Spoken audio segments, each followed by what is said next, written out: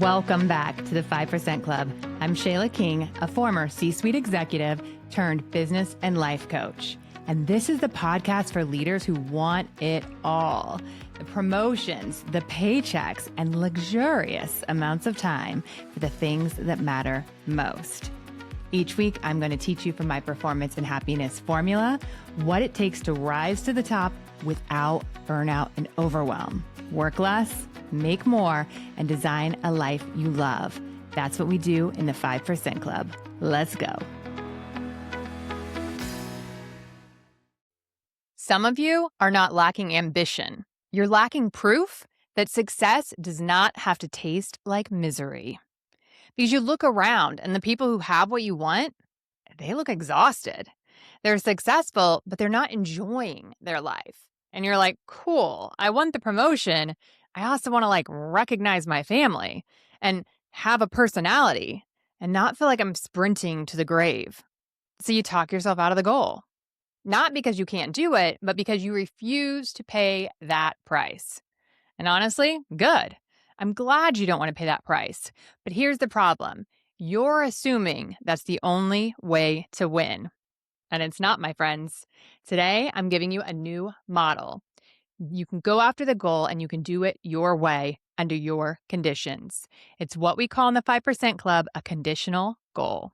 And it's how grown-up leaders win without burning their lives down. Welcome back to the 5% Club. I'm Shayla King, your favorite promotion and pay coach. And if you've ever thought, I want more, but I don't want the version of it I've been shown, then this episode is for you. I see this all the time. Incredible women leaders, smart, capable, consistent, the kind of person that everyone relies on, and they hesitate to go for that next level. Not because they aren't qualified, not because they're scared of hard work. They hesitate because they have watched what it costs other people. The title, but no peace. The money, but no joy. That success, but not having full happiness in their life. And they think, I want that, but not like that. Sound familiar? Yeah. So they tell themselves, I'll stay where it's manageable. I'll wait until life calms down. Maybe when my kids graduate, or I'll go for it later. And I want to interrupt that thought. I had it myself. I remember telling myself that I will just work in corporate America until I become a director, because to me, a director was as far as you could go and still be a good mom. Beyond that, everything was just out of your control. The schedules were too crazy. There was no way that I could still be, at my kids' play if I was a VP. These were lies that I told myself. And the issue isn't your ambition. The issue is the model that you were handed for ambition. And I want to remind you that you were at a unique point in time where we are often asked to work like we don't have kids and to raise our kids like we don't have a job. Females being the primary breadwinner in their family for the first time in their entire lineage is now getting more and more common. And a lot of the 5% Club are the primary breadwinners. Their moms weren't, their grandmas weren't, their great-grandmas weren't. This is a new expectation hitting them and their family for the first time in history. I want you to first just recognize what a different level of expectation that is than what we've seen before, right? Most people only know one model: overwork, overfunction, overgive, sacrifice. Prove yourself, be available, be perfect, carry it all, and smile while you're doing it. Conditional goals are a different model. It's the model where you can want more and still love your life. A conditional goal is simply a goal with guardrails. You pick the outcome and you pick the standards that you refuse to break to get there. So it's not I'll do anything to hit it. I will hit it while protecting my life. Here's some examples. I'll grow revenue to X while working 30 hours a week. I will earn the promotion while continuing to work out 4 times a week. I'll build my business while not missing my kids' games. I'll lead my team through this quarter without living on Slack at night. I'll increase my influence while keeping my weekends mine. I will find a partner and get married to the man of my dreams, and he will be an equal partner. You can set the goal and say, I will get this goal, but only under these conditions. And that's the point. Now, conditional goals remove your most common coping strategy: overworking. For a lot of leaders, overworking is not just work ethic, it's emotional management. It makes you feel like you're kind of in control, like there's something you can do. So when you feel behind, you add hours. When you feel insecure, you add hours. When you feel judged, you add hours. And when you feel out of control, you add hours. So when I say, cool, hit the goal, but you're not allowed to sacrifice yourself, your brain is like, wait, what? There's no way that can work. Who do you think you are, lady? Because it has an old belief. If I'm not overworking, I'm not safe. If I'm not available, I'll lose trust. If I'm not doing the most, I'll get passed over. And I've talked to you guys a bit about this in the past, where it's almost like FOMO, like fear of missing out. If I'm not saying yes to every project they give me, or the one that will always stay late, or the one that will always take this on, or the one that presents great in the meeting, that's my one chance. And if I'm not perfect, then it's all going to fall apart. And it's just a lie that our brain tells us because it wants to keep us safe. And it thinks the safest way is to push, push, push, add more pressure. But here's the thing. These conditional goals, they force a new identity. They force you to rewire your brain. It's the leader who gets results with standards, not the leader who wins by suffering. And if you're listening and thinking, yeah, I don't even understand how that could work, it doesn't mean you're broken. It just means you need to rewire your brain. And here's what's really cool. What's really cool is that when you go to work under these conditions, then you actually make your brain be more creative. If I'm going to make $1 million in 30 hours a week, or maybe a corporate example, if I'm going to get this promotion and always be home for dinner by 6, then I have to be more creative around ways that I add value. I have to be more creative around how I optimize my workload. I once worked for a boss who said, hey, I noticed that you're staying late. You know what that means, right? And the employee goes, what? That we're both inefficient? That's flipping it, right? Some companies think if you stay late, that means you're dedicated. This leader really wanted to get the point across that if you stay late, it means you're ineffective at getting your job done in the hours that you have. It means that you're either inefficient at something or working on low value activities if you don't have enough time to get the most important work done. And so what I love about conditional goals is it stretches our thinking. It makes us come up with new and better ways. It puts our brain to work to optimize our work. And I'll tell you, it's all over the internet right now. People saying it's bullshit that these kids these days think that they can make all this money and own their own business and be successful and not work a lot. You have to. People just need to accept that you got to put in the hours, you got to do the grind, you got to do the hustle, or you're just lazy. Let me tell you, I'm calling bullshit. Because here's what I can tell you. Since I started my business, I work 25 to 30 hours a week. And when I look at my competition, many of them are working 50 to 60 hours a week. And everybody says, well, you're going to be losing revenue. You're going to be losing money. There's no way you can't be behind. But here's why I disagree. That's assuming that in my 25 to 30 hours a week, I am getting less value than somebody else who's working 50 to 60. And I don't think that's the case. I put my brain to work for me in these conditional goals to where I'm always optimizing. I'm always saying, what is the absolute best thing I can do with my time to get this done? How can I improve the way that I think about decisions to improve my decision making? How can I choose exactly what I should be focused on so that I can be the most productive with those things? Where are my results? Where's my revenue coming from? And how do I focus accordingly? And what I find with so many people in this hustle culture is it's just add more. And they never even slow down enough to see if what they're working on makes sense.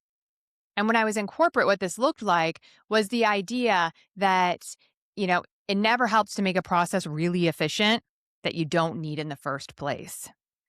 And so when you're so busy that you never get out of the work to look at the work, then you're working on all types of things that are waste. You have so much waste in your process. And so what I love about conditional goals is that they force you to use your brain and be creative so that you can get even more done. Make sense? All right. So obviously there's some mistakes you can make in this where you say I'll work 30 hours a week, but your calendar is like, cute. That's not really going to happen. That's just a cute little wish. The other thing that might happen is you have too many conditions and now it's not a goal. It's like a lifestyle makeover or wellness retreat. Like I'm going to start over with the 6-hour morning routine. That's not what I'm talking about. I just want you to pick 1 to 3 conditions that really protect your life. So we're building a leadership strategy, not an Olympic training plan. The third thing that I see is vague conditions, more rest, better boundaries. What do you actually mean? Put it in a language that your brain can execute on. So lights out by 10:30 on weeknights, no meetings after 4, 2 nights a week are work free, no Slack after dinner. I always go to the gym on Monday, Wednesday, Friday, and Saturday.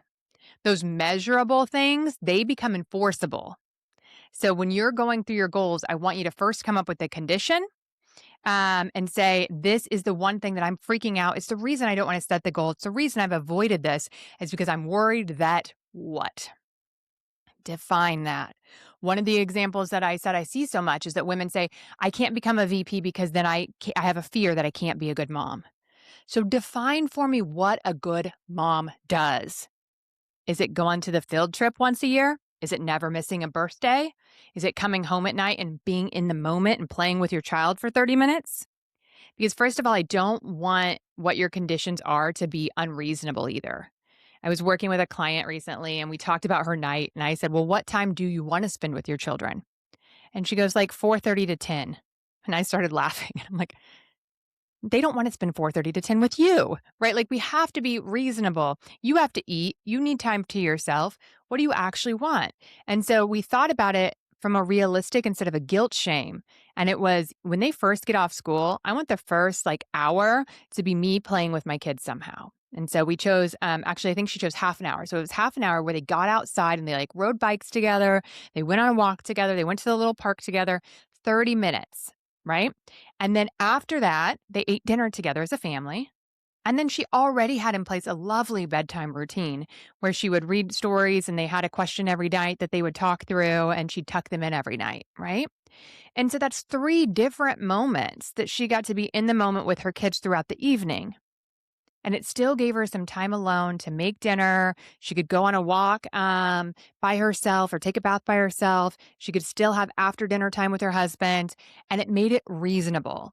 And now it's not these guilt restrictions that say, and I'm not going to be a good mom unless I'm with my kids from 4:30 to 10. And it's not these, I can't be a VP because I won't be a good mom.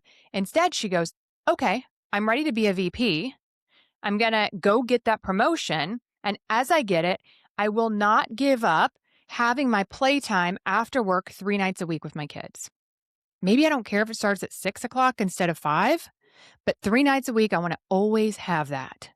And I'll always do my bedtime routine. That'll be, unless I'm doing work travel, I'll do that 5 nights a week. And then you're actually talking about something real. You're making reasonable expectations that can make you feel good inside and no longer afraid to go get those goals. You see, 5%ers say, I'm not following the normal playbook. 95% of people set themselves up for failure. They try to follow these absolutely unrealistic conditions that the world expects out of us that are designed for us to fail. What 5%ers do is they say, I create my own life strategy.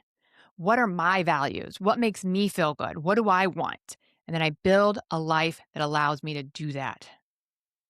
See what I mean, friends? These conditional goals are powerful. I want you to send me a message and tell me what that one goal is that you always said, I'd go after this, except for I'm worried it would X, and tell me what that X is. I'm worried that I get disconnected from my spouse. I'm worried I couldn't be a good parent. I'm worried that I'd be selling my soul for money.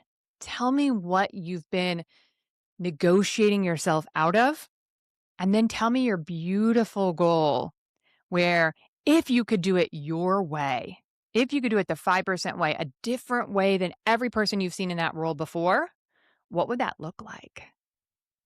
So many times people say, well, I got tapped on the shoulder for a role, but I don't want it because every person I've ever seen in that role is miserable and I don't want to be like them. So how do I tell them no? Two things. One, I can teach you how to say no without it being a career limiting move. But two, tell them yes. And then don't do it like they did it. Do it your way. Bring your style. Have 5% conditional goals. They change everything. That's how I go to the kids' games, and everyone there is like, I'm just so exhausted. I'm just so tired. There's just so many sports and work and da da da. And I don't relate to it at all. I have 5 kids and I don't feel busy because I've designed my life my way intentionally. And it's available for you as well. You see examples with my clients all the time saying that I was having health issues. I had clients that have been hospitalized before. They've had urinary tract infections because they worked so hard they never got up to go to the bathroom or drink water. I've had people have panic attacks and heart attacks because of the stress. And then we work together. We create conditional goals. We create a new belief system in what's possible. We change their strategy, and guess what? They achieve more without all of that.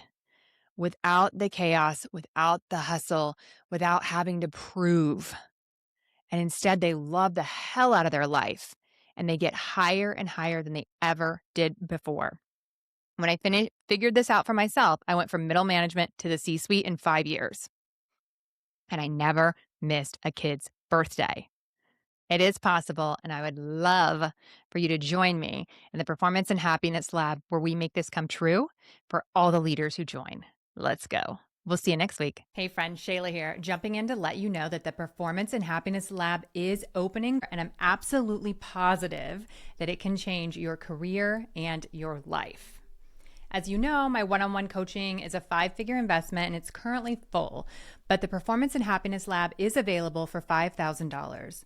It's one of the best investments you can make in your career and your happiness, and you get an amazing community to support you.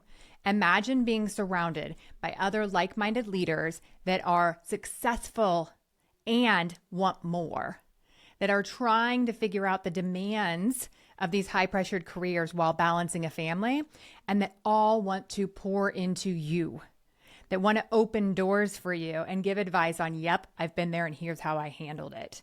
The cohort and the actual group that you get within the Performance and Happiness Lab is unmatched. It's absolutely the best community to be in for corporate leaders. So I want to see you in there. Mark your calendars. It's gonna fill up fast. So make sure you're on my wait list at shaylaking.com, SHAYLAKING.com. You'll be the first to know and the first in line. Now, I know some of you are already ready. You can go ahead and send me a note and say I'm in. For all of my quick decision makers, a lot of my leaders that I work with are quick decision makers. But if you have questions, I want to answer them all. So you can DM me on LinkedIn. You can send me a reply on any of my emails, and let's get those questions answered now so that when it comes around, you know for sure if it's a yes or no for you. This class will change what 2026 looks like in your career and your happiness. So let's get you in there now and reach out with any questions that you have. Let's go. Thanks for joining me in the 5% Club today. If you're ready to make more, work less, and design a life you love, then go to shaylaking.com and join the waitlist. You'll be the first to know when there's openings to work with me in one-on-one coaching or the Performance and Happiness Lab, my group container where you will learn to be a high-performing, highly paid executive who loves your whole life. I'll see you there.